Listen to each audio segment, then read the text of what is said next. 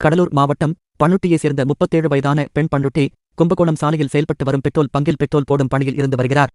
இந்த நிலையில் பண்ருட்டி விழமங்கலம் பகுதியைச் சேர்ந்த திமுக பிரமுகர் சீனு என்பவர் அதே பங்கில் கடந்த 2 தினங்களுக்கு முன்பு 100 ரூபாய்க்கு பெட்ரோல் போட்டுக்கொண்டு காசை பின்னர் தருவதாக சொல்லிவிட்டு சென்றுள்ளார்.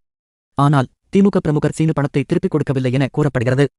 இந்த நிலையில் அதே பெட்ரோல் பங்கிற்கு வந்த திமுக பிரமுகர் சீனு 50 ரூபாய்க்கு பெட்ரோல் போடும்படி கேட்டுள்ளார். அதற்கு பெண் ஊழியர் ஏற்கனவே பெட்ரோல் போட்டுச் சென்ற 100 ரூபாய் பணத்தை தரும்படி கேட்டுள்ளார்.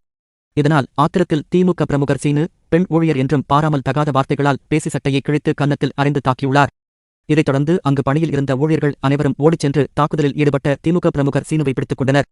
இதில் காயமடைந்த பெண் ஊழியர் பண்ருட்டி அரசு மருத்துவமனையில் சிகிச்சை பெற்றார். இந்த நிலையில் திமுக பிரமுகர் சீனு பெண் ஊழியரை தாக்கக்கூடிய சிசிடிவி காட்சிகள் சமூக வலைதளங்களில் பரவி வைரலாகி அதிர்ச்சியை ஏற்படுத்தியுள்ளது. இது தொடர்பாக பெண் ஊழியர் கொடுத்த புகாரின் அடிப்படையில் பண்ருட்டி போலீசார் விசாரணை மேற்கொண்டு வருகின்றனர். பெட்ரோல் பங்கில் பெண் ஊழியர் என்றும் பாராமல் திமுக பிரமுகர் சீனு அவரை தாக்கிய சம்பவம் அப்பகுதியில் பெரும் பரபரப்பை ஏற்படுத்தியுள்ளது.